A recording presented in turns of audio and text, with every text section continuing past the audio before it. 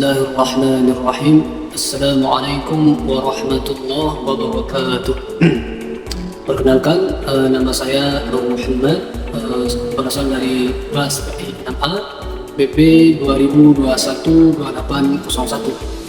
Alhamdulillah Rabbil Alamin. Assalatu wassalamu ala asrafil anbiya'i wal mursalin wa ala alihi wa sahbihi ajma'in.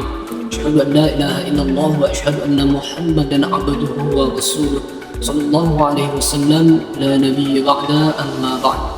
Bersyukur kita kepada Allah Subhanahu wa taala kerana begitu banyak nikmat yang telah Allah berikan kepada kita, sehingganya pada kesempatan kali ini kita masih diberikan nikmat kesehatan oleh Allah Subhanahu wa taala.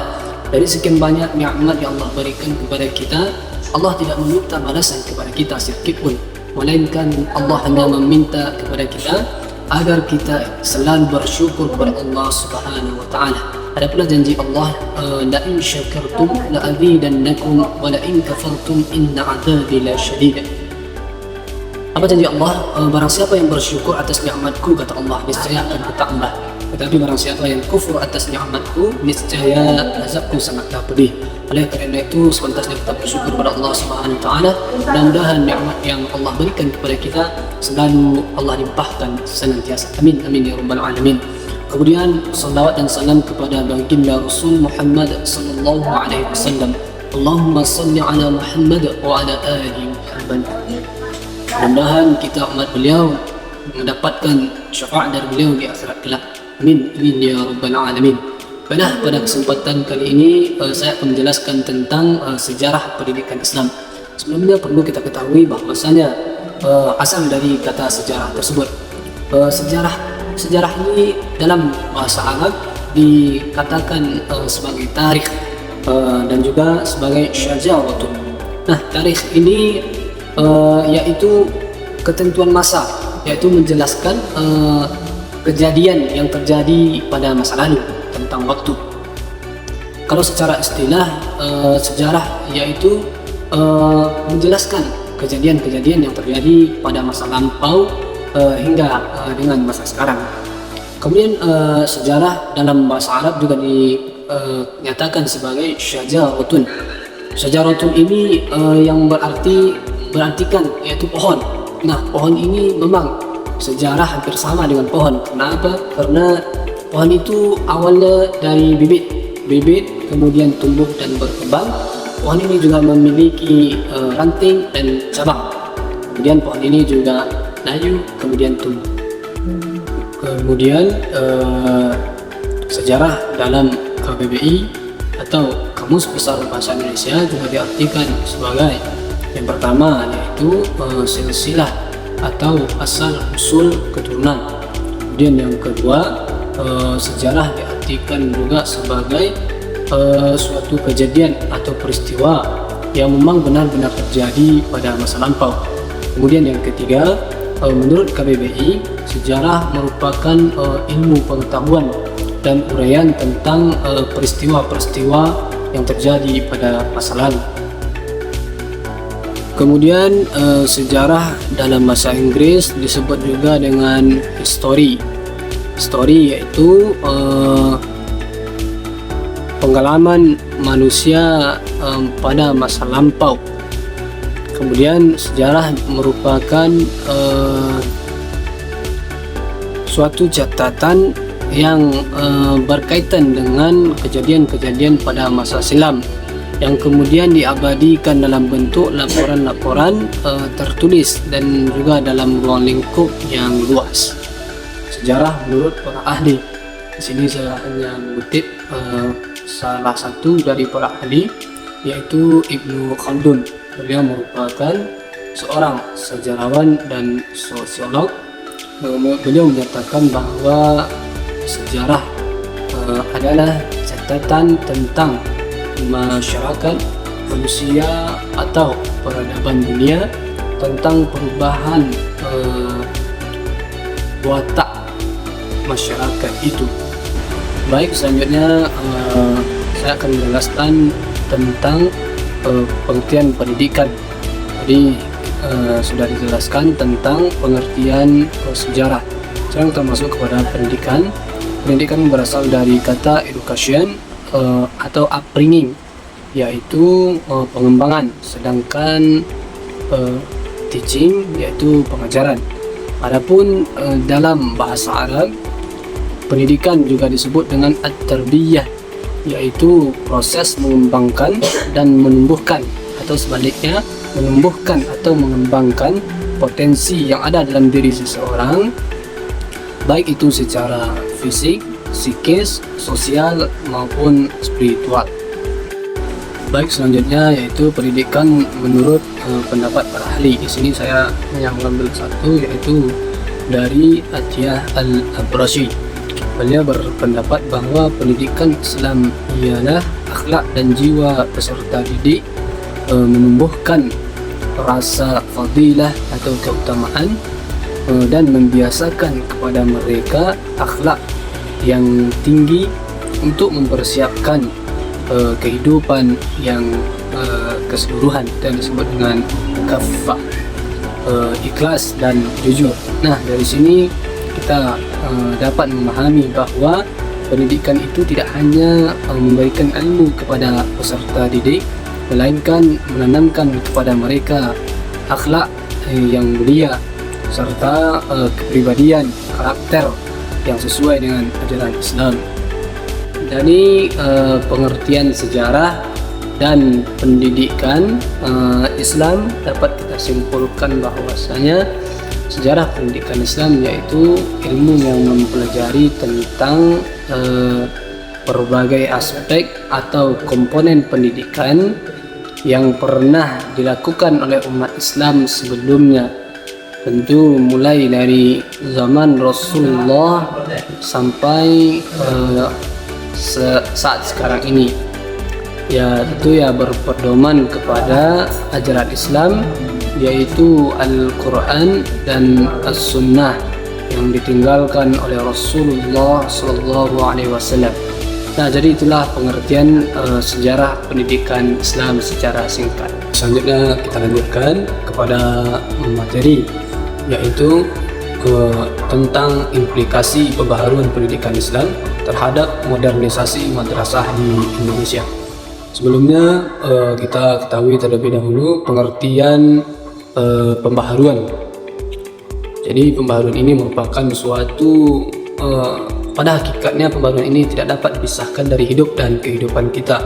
Karena apa? Karena pembaharuan ini perlu kita lakukan baik terhadap diri kita sendiri maupun terhadap suatu lembaga pendidikan.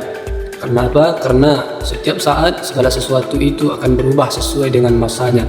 Mungkin pada dahulu ilmu-ilmu ataupun segala sesuatu komponen pendidikan itu masih begitu lama atau masih tradisional. Nah, dengan perkembangan zaman setiap saat selalu berubah. Nah, perlu dilakukan pembaharuan. Oleh karena itu, pembaharuan ini sangat tidak dapat dipisahkan dari hidup dan kehidupan kita. Adapun istilah yang lebih dikenal atau lebih populer dari pembaharuan ini yaitu modernisasi. Masyarakat Barat menyebut modernisasi ini sebagai suatu pikiran, aliran yang atau usaha yaitu yang dilakukan untuk merubah aliran-aliran atau institusi-institusi lama agar relevan atau agar sesuai dengan perkembangan zaman, apalagi dengan perkembangan ilmu pengetahuan modern. Kemudian selanjutnya yaitu tentang pengertian pendidikan. Pendidikan ini secara umum telah dijelaskan atau telah ditetapkan dalam Undang-Undang Nomor 20 Tahun 2003 yang menyatakan bahwa pendidikan itu merupakan suatu usaha sadar dan terencana untuk mewujudkan suasana belajar dan proses pembelajaran agar peserta didik secara aktif mengembangkan potensi dirinya untuk memiliki kecerdasan spiritual keagamaan, kepribadian, kecerdasan, pengendalian diri dan juga akhlak yang mulia. Dan juga keterampilan yang lainnya yang diperlukan dirinya, masyarakat, bangsa dan juga negara. Menjelaskan tentang apa saja pembaharuan atau implikasi pembaharuan pendidikan Islam terhadap modernisasi madrasah di Indonesia. Jadi pembaharuan pendidikan Islam memiliki berbagai implikasi terhadap modernisasi madrasah di Indonesia. Aplikasinya di antara lain yang pertama yaitu kurikulum yang relevan. Jadi pembaharuan pendidikan Islam ini seringkali revisi kurikulum dengan memasukkan mata pelajaran yang relevan atau yang lebih modern, yang disebut dengan ada itu mata pelajaran sains, matematika, dan juga bahasa asing. Ini bertujuan untuk agar siswa madrasah ini bisa kompetitif atau lebih siap untuk dunia modern. Baik, adapun aplikasinya yang kedua yaitu metode pengajaran yang inovatif. Jadi modernisasi membawa metode pengajaran yang inovatif dan lebih interaktif serta berbasis teknologi. Ini juga menyesuaikan dengan perkembangan zaman, karena zaman dahulunya tentu belum begitu ada terhadap teknologi ini. Jadi pengetahuan masih belum berbasis teknologi. Jadi pada saat sekarang ini modernisasi membawa metode pengajaran yang lebih interaktif dan lebih berbasis teknologi dengan adanya seperti e-learning dan juga penggunaan multimedia dalam pembelajaran. Kemudian ini bertujuan untuk agar siswa lebih menarik ketika guru menyampaikan pembelajaran gitu. Kemudian ada pun yang ketiga yaitu peningkatan kualitas guru. Jadi implikasinya yang ketiga itu peningkatan kualitas guru. Jadi untuk mendukung modernisasi tentu mempersiapkan guru yang lebih kompeten, yang lebih profesional, dan juga memiliki ilmu pengetahuan yang luas. Oleh karena itu program untuk keprofesionalan guru ini sangat penting. Karena apa? Karena untuk menghadapi perkembangan zaman ini tentu gurunya lebih menguasai materi ataupun metode-metode dalam pembelajaran, agar pembelajaran yang disampaikan itu bisa sesuai dengan perkembangan zaman, dan apapun permasalahan yang dihadapi siswa bisa diselesaikan dengan baik oleh gurunya. Baik, adapun yang keempat implikasinya yaitu fasilitas dan infrastruktur yang memadai. Nah, jadi pembaharuan pendidikan seringkali diiringi dengan peningkatan infrastruktur atau fasilitas yang memadai, seperti adanya laboratorium sains, kemudian perpustakaan digital, kemudian juga akses internet. Ini bertujuan untuk agar siswa dapat belajar dalam lingkungan yang lebih kondusif dan juga modern. Adapun yang keenam implikasinya yaitu peningkatan akses dan kesetaraan. Jadi pembaharuan pendidikan juga berupaya untuk meningkatkan akses dan juga menyetarakan pendidikan. Tidak ada membeda-bedakan antara pendidikan yang berada di perkotaan maupun di pedesaan ataupun di daerah-daerah yang terpencil. Semua itu ditingkatkan aksesnya, kemudian disetarakan tanpa membeda-bedakan lapisan masyarakat. Jadi semua lapisan masyarakat itu mendapatkan pendidikan. Kemudian juga ini bertujuan agar semua lapisan masyarakat mendapatkan pendidikan. Adapun implikasinya yang kelima yaitu integrasi nilai-nilai Islam dengan ilmu pengetahuan modern. Nah, jadi salah satu tujuan dari pembaharuan pendidikan Islam ini yaitu untuk mengintegrasikan nilai-nilai Islam dengan ilmu pengetahuan modern. Ini bertujuan untuk agar siswa itu dapat memahami bahwasanya nilai-nilai Islam itu dapat diterapkan dalam konteks kehidupan sehari-hari dan juga dapat diterapkan dengan berbagai ilmu pengetahuan modern lainnya.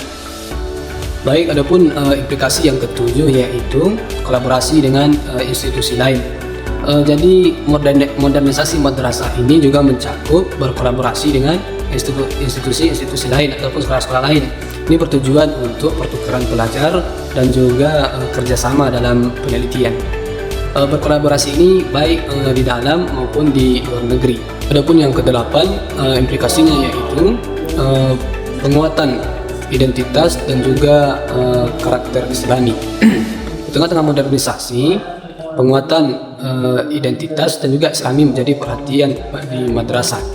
Nah, pembaharuan pendidikan Islam tetap memastikan bahwa nilai-nilai agama atau nilai-nilai Islami tetap menjadi landasan utama dalam pembentukan karakter siswa. Nah, mungkin itulah 8 implikasi pembaharuan pendidikan Islam terhadap madrasah, terhadap modernisasi madrasah di Indonesia. Sekian dari saya. Assalamualaikum warahmatullahi wabarakatuh.